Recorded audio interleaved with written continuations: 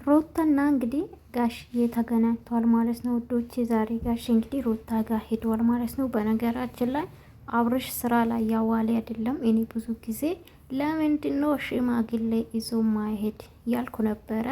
ከጋሼ ውጭ ቢያንስ ጨምሮ ቢሄዱ አሪፍ ነው ብዬ አስባለሁ። እውነት ለመናገር ጋሼ እንግዲህ ለማስታረቅ እየሞከረ ነው። ከዚህ በፊትም እየሞከረ ነው። ግን ሩታዬ እውነት ለመናገር አንገት አስደፍተዋል። እንግዲህ ምንም ማድረግ አይቻልም ማለት ነው። እሷ ግን ከዚህ በኋላ ባትለፉ ይሻላል ጋሽዬ። ልጁን ግን አልከለከልኩም፣ ኤልግ ይዞኝ ነው፣ ስላናደደኝ ነው፣ ስራው ስላናደደኝ ነው ብላለች ማለት ነው። ጋሽዬ እንግዲህ ብዙ ተረዷል። እውነት ለመናገር ሰላም ውድ ቤተሰቦች እንዴት ናችሁ? ደህና ናችሁልኝ? እኔ ያለሁኝ እግዚአብሔር ይመስገን። ሰላማችሁ ብዝት ይበልልኝ። ይህ ቪዲዮ ስትጀምሩ ላይክ፣ ሰብስክራይብ ማድረጋችሁ እንዳትረሱ። ላይክ እና ሰብስክራይብ የምታደርጉልኝ ደግሞ ከልብ አመሰግናለሁ የኔ ውዶች ማለት ነው።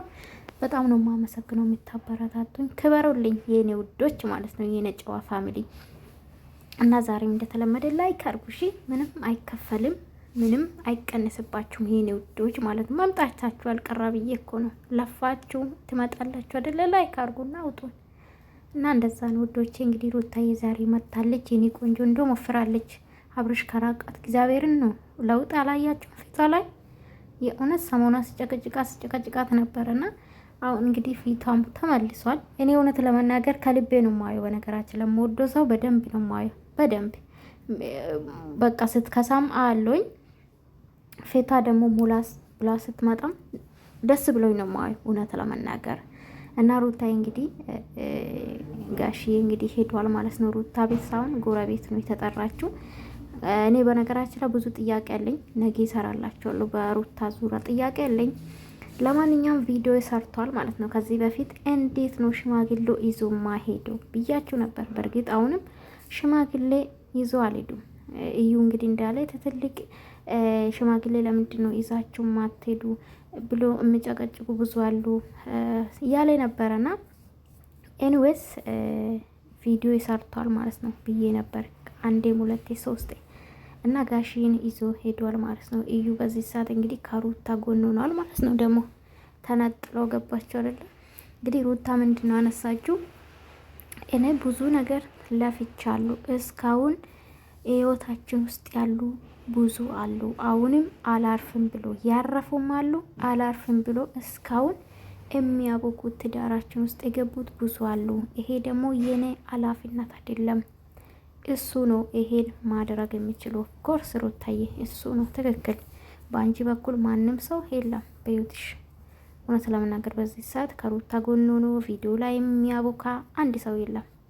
ገባቸው አይደለ? ግን በአብርሽ በኩል ያሉት እንዲያቦኩ ነው ከበፊቱ እና አንድ ሰው ትዳሩን አክብሮ ሚስቱን አክብሮ የልጅ እናቱን አክብሮ ለትዳር ካልተጨነቀ እንደ ፋኒ አይነቱ ማለት ነው ጋይስ፣ እንደ ፋኒ አይነት ዛሬ ሊጨበጭብልህ ይችላል ሁሉም ነገር።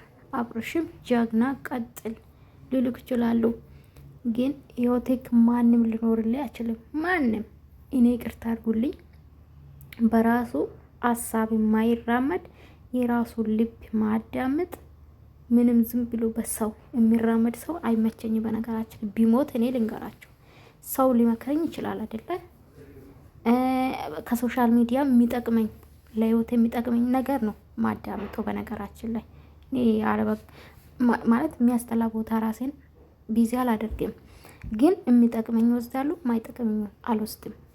አብርሽ ግን እንዳለ በጓደኞቹ ነው የሚራመዱ። በጓደኞቹ ከሜላ ጋር መገናኘት ካለበት ግዴታ ጓደኞቹ ተገናኝ ካሉ ይገናኛል። ጥሩ ከተባለ ይጠራሉ ምናምን።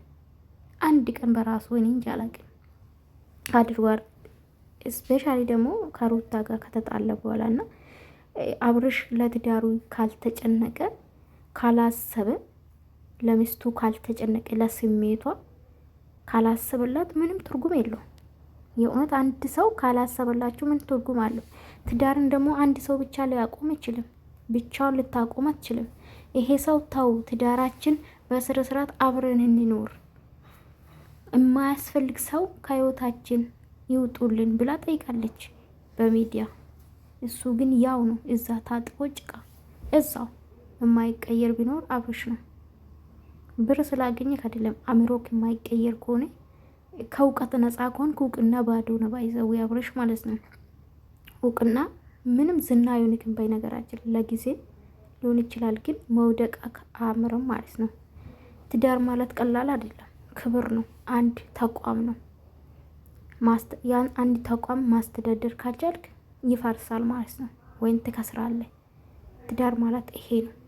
እና ሩታ በጣም ነው ማለት ጋሽዬ ምን ቢ ማለት ፈራች። በቃ የተጨናነቀች ነው ስታወራ የነበረ እና ደካማ ጎኗን ያውቃሉ። ትልቅ ሰው ነው አስቡት። በሰዓቱ ግን መቅረት ይችል ነበር። በተለይ ደግሞ ኤርሜላ ማራቅ ይችል ነበር።